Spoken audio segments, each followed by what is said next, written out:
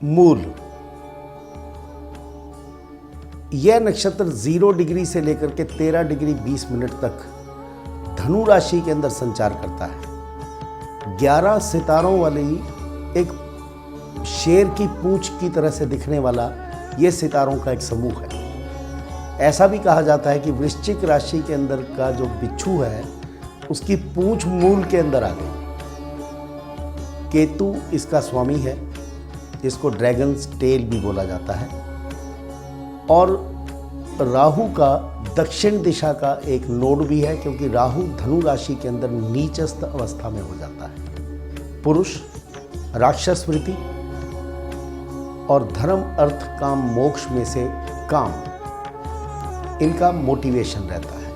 काम का अर्थ केवल सेक्स नहीं होता है, काम का अर्थ होता है सांसारिक भोगों को भोगना, और उसके पश्चात काम एक ऐसा स्रोत है हमारे शरीर के अंदर जो हमारी आध्यात्मिक शक्ति को भी बढ़ाता है। हमारे अंदर के जो सफ़ेद खून है या शुक्राणु है वो यदि नीचे की तरफ ना जा कर के उधर मुखी या ऊपर को हो जाए तो हमारी कुंडलनी भी जागृत हो जाती है। इसलिए इसको आध्यात्मिक नक्षत्र भी कहा गया है। तमस प्रवृत्ति है, राक्षसी है और साथ में तमस प्रवृत्ति है। इसके देव नृति माना गया है, जिसको बोला गया है कि ये वो देवी है जो केवल विनाश करती है। माँ काली से भी इसकी उपमा दी गई है। जिस समय राक्षस बहुत ज़्यादा बढ़ जाते हैं या ब्रह्मा जी सृष्टि का नाश करना चाहते हैं तो उस समय माँ काली को ये आदेश दिया जाता है कि आप इस सृष्टि का नाश करो। पूरे नक्षत्रों में से सबसे ज़्यादा आध्यात्मिक नक्षत्र इसी को माना गया है। जब व्यक्ति सांसारिक वृत्तियों से ऊपर उठ करके केवल अपनी आत्मा का परमात्मा से मिलन की सोच पैदा करता है तो वो आध्यात्मिक या स्पिरिचुअल हो जाता है। तो ये नक्षत्र इसी तरह का माना जाता है। मूल बोला जाता है जड़ को।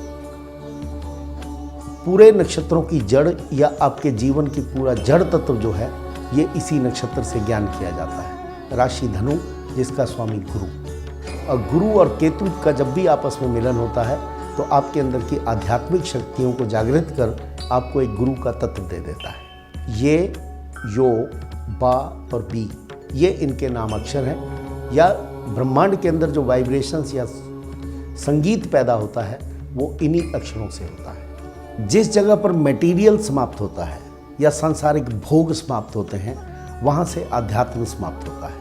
इसीलिए इसको जड़ कहा गया है, इसीलिए इसको मूल कहा गया है। इस नक्षत्र के अंदर जन्मे हुए जातक जो हैं बहुत अच्छे फिलॉसफर हो जाते हैं। उनकी सोच बाकी लोगों की सोच से बहुत ऊंची होती है। ये जीवन कैसे बना, या मैं कौन हूँ, मैं कहाँ से आया हूँ, मुझे कहाँ जाना है, इस तरह के प्रश्न इन लोगों के मन के अंदर उभरते रहते हैं। अपनी उसी सोच से ये राक्षसी वृत्ति होने के कारण अपने अंदर की शक्तियों की ऊर्जा को बढ़ा करके उधरोन्मुखी करने में जीवन के अंदर सक्षम होते हैं। अब ये केतु है, ड्रैगन्स टेल जिसको बोला जाता है, इसका सिर नहीं है। इसके अंदर जो डाल दो वो वहीं का वहीं रह जाता है। और दूसरा, हमेशा राहु को कोसता है कि मैंने तो नहीं कहा था कि तुम चोरी से ये काम करो और उसकी सज़ा तुमने मुझे भी दी। करते लोग हैं, भोगते मूल नक्षत्र वाले हैं। और इसी कारणवश दर्द इनके सीने में हमेशा रहता है। दर्द से निजात नहीं पा सकते, लेकिन उस दर्द के साथ जीना यदि किसी व्यक्ति को आ जाए तो मूल नक्षत्र वाले बहुत अच्छे फिलॉसफर या समाज के एक ज्ञाता हो जाते हैं, समाज को एक रास्ता दिखाने वाले व्यक्ति भी हो जाते हैं। अब कहा गया है कि इसकी जो देवी है वो काली है या नृति है। माँ काली संसार के अंदर राक्षसों का नाश करती है। आपने माँ काली का चित्र देखा होगा जिसमें शिव उनके आगे, उनके पैरों के नीचे पड़े हैं और इनकी जीवा बाहर निकल आई। अब वो भयानक रूप नहीं है, वो एक क्षमा का रूप है या अंतर्मन के अंदर एक ग्लानि का मूड है कि मुझसे गलती हो गई कि मैंने शिव के ऊपर पैर रख दिया। किसी से रोके नहीं रुक रही थी, केवल शिव उनको रोक पाए। इसी तरह से मूल नक्षत्र वाले यदि नेगेटिव हो जाएं, उनके नेगेटिव ट्रेट आ जाएं, तो दुनिया के अंदर जितने क्राइम होते हैं वो सब यही लोग करते हैं और इनको रोकने के लिए शिव को ही आना पड़ता है, ये किसी से पकड़े नहीं जाते। धनु राशि के अंदर संचार करता है, द्वि स्वभाव धनु राशि है, ऊपर का धड़ पुरुष का है, नीचे जानवर का धड़ है। तो ये लोग मनोवृत्तियों से दोनों तरह से हो जाते हैं और केवल एक ही बात को सोचते हैं कि सेल्फ रियलाइजेशन, आत्म साक्षात्कार कैसे किया जाए जीवन में। ये इनके जीवन का मेन ट्रेट या फिर स्रोत भी रहता है। लगन के अंदर यदि मूल नक्षत्र आए तो ये लोग बहुत ज़्यादा इंडिपेंडेंट नेचर के होते हैं, खुद रहना चाहते हैं। अपने आप को अपनी प्रतिभा से या अपने पैसे से, अपने धन से, अपनी शिक्षा से जीवन में ऊपर उठाना चाहते हैं। फिलॉसफर लोग होते हैं, बहुत लर्नेड है, बहुत एजुकेशन होता है इनके पास, चीज़ों की गहराई तक जाते हैं और रिसर्च भी करते हैं। पारिवारिक जीवन थोड़ा सा कष्टमय रहता है, या फिर जब पैदा होते हैं तो माता को या इनको थोड़ी तकलीफ रहती है 9 वर्ष की आयु तक। उसके पश्चात ये लोग धनु राशि के जो कारतत्व हैं उनके हिसाब से बलिष्ठ हो जाते हैं। यदि चंद्र मूल नक्षत्र के अंदर हो और धनु राशि है, द्वि स्वभाव है, लेकिन फिर भी ये लोग फोकस रहते हैं। एकाकार, एक गोचर या वन और वननेस, एक ऑब्जेक्ट के साथ करना इनकी मनोवृत्ति के अंदर रहता है।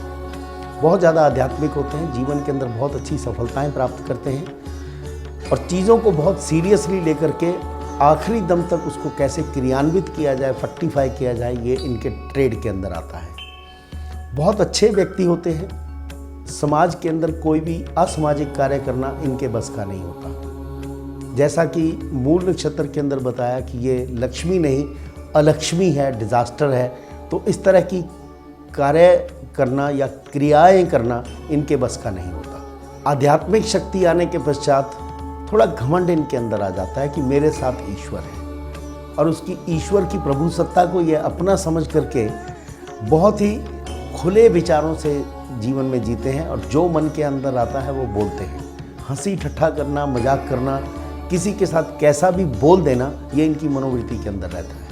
यदि सूर्य मूल नक्षत्र के अंदर हो तो ये लोग साइकिक हो जाते हैं, यानी कि पराविज्ञान के अंदर पारंगत हो जाते हैं। कई बार मैंने देखा है कि जादूगर लोग जो हैं वो सूर्य उनका मूल नक्षत्र के अंदर हो तो बहुत अच्छा जादू करके दुनिया को मोहित कर लेते हैं। ये मोहने की शक्ति सूर्य के अंदर है धनु राशि के अंदर आने के पश्चात, और उसी तरह से ये जनता को, परिवार को और बाकी दुनिया को जहाँ भी ये काम करते हैं वहाँ पर इनके अंदर ये मोहिनी शक्ति हमेशा रहती है। एक अच्छा इंसान और एक अच्छी सलाह देना लोगों को, ये इनके मनोवृत्ति के अंदर होता है। कोई सलाह मांगे या ना मांगे, ये हमेशा सलाह देने के लिए तत्पर रहते हैं और इनकी दी हुई सलाह दूसरों के लिए बहुत कारगर सिद्ध होती है, अपने लिए चाहे ना भी। मूल नक्षत्र के यदि मैं कारतत्व मानूं तो ये एक अच्छे व्यापारी, एक अच्छे वक्ता, आध्यात्मिक गुरु और बड़े अच्छे फिलॉसफर भी होते हैं, लेकिन राइटर बहुत अच्छे नहीं हो पाते हैं, बोल बहुत अच्छा लेते हैं।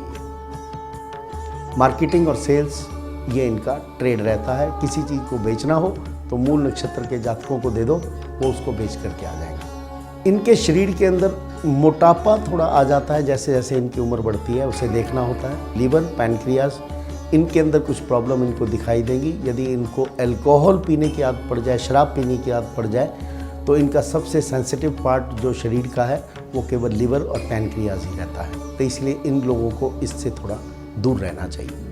धनु राशि होने के कारण कई बार साइटिका पेन हो जाती है। रीढ़ की हड्डी के नीचे का जो पोर्शन होता है वो बहुत जल्दी हिल जाता है, या ये भी माने कि ओबेसिटी या मोटापा आने के कारण इनका जो टांगे हैं वो शरीर का भार नहीं सह पाती।